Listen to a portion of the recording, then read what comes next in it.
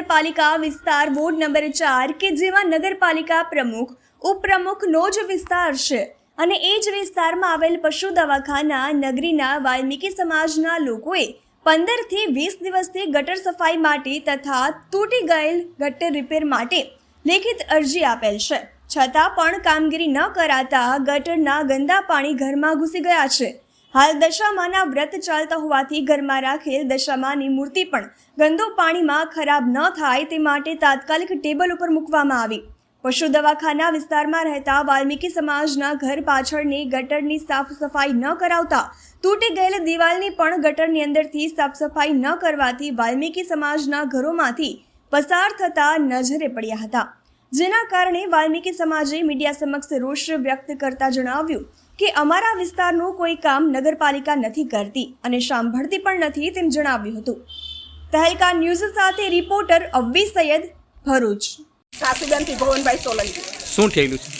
અમારા ઘરમાં પાણી પડી ગયું સાહેબ। આવો મારા નાના નાના બચ્ચા છે, મારા રાતે લઈને હું કઈ મારા ઘરમાં પલંગ છે તો હું લઈને હુવાની છે। આવા નાના બચ્ચા છે એ લોકો તો થઈ જાય તો જલપા હંતાઈ ગઈ, અક્ષય તે નાહી ગયો, પેલો ભીખો રસ્તા મળ્યો તો ભીખાએ એવું કીધું કે હું આવું 5 મિનિટ। અમારા વાલ્મીકી સમાજ છે એટલે અને એ એવું કહે છે કે તમે ભંગ્યા સમાજ છે એટલે હું ના આવું તમારા ઘરમાં, એવું કહેવા માંગે છે જલપા।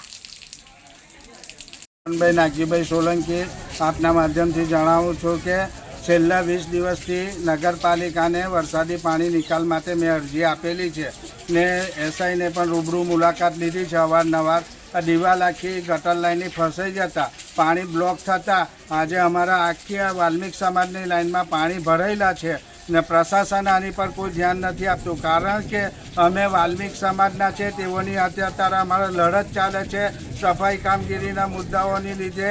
બીજી બાબતે અમારા 4 માસથી પગાર નથી કરતા, પ્રમુખ ઉજળિયાત હોય, કારોબારી ઉજળિયાત હોય ને ન્યાય સમિતિ કારોબારીના અધ્યક્ષશ્રીને વારંવાર રજૂઆત અમારા વિસ્તારમાં કરેલી હોય, પરંતુ આજ દિન સુધી આ લોકોએ વાલ્મીક સમાજ પ્રત્યે ઊણી લાગણી રાખી નથી અને અમને આ ગટર લાઈન માટે ઘરોમાં પાણી આવવા મજબૂર કરેલા છે। જાણી બૂજીને વાલ્મીક સમાજનું કામ કરતા નથી, માટે લાગતા વળગતા અધિકારીઓ તથા મામલતદારશ્રી, પોલીસ સ્ટેશન, એમના RCM જેવા જે લાગતા વખતા અધિકારીઓ હોય તે તાકીદ કરે ને વાલ્મીક સમાજની અમારી એટ્રોસિટીની ફરિયાદ હું આપું છું, તેની ઉપર પૂરતું ધ્યાન આપી ને આ લોકોને એરેસ્ટ કરીને એમનું એ કરે। 20 દિવસ પહેલાંનો આ બનાવ છે।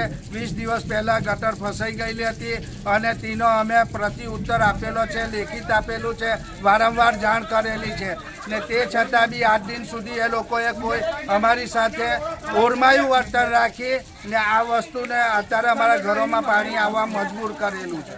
હું આમોદ વોર્ડ નંબર 4ના રહેવાસી સોલંકી હીરાભાઈ પ્રેમાભાઈ અમારા આમલીપુરા બાપા સીતારામ મટોઈ નવ વસાત પશુ દવાખાનામાં અમે રહ્યા છીએ।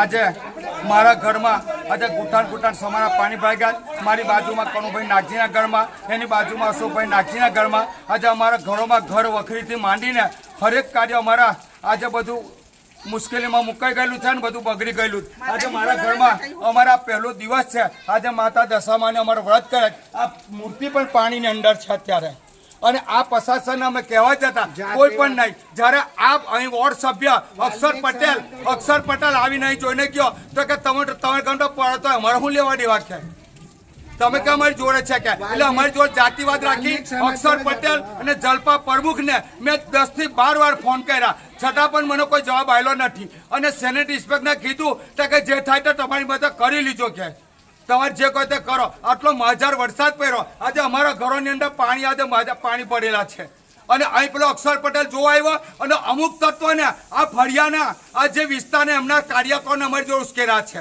માટે અમને તાત્કાલિક પગલાં લઈ ને કારણ હું આ બાબતમાં એટ્રોસિટી દાખલ કરું છું। અત્યારે તે એટ્રોસિટી દાખલ કરું કે અક્ષર પટેલ, જલપાબેન અને એના મૂર્તિઓને ઊભા કરીને અમારી હાથે ખોટું ઉલઝનમાં પાડે છે, ઝઘડો કરવા માટે એ કરે છે। અમારા ઘરોમાં પાણી છે, માટે મીડિયાના માધ્યમથી તાત્કાલિક એનો નિકાલ થાય એવી અમારી આપને વિનંતી છે।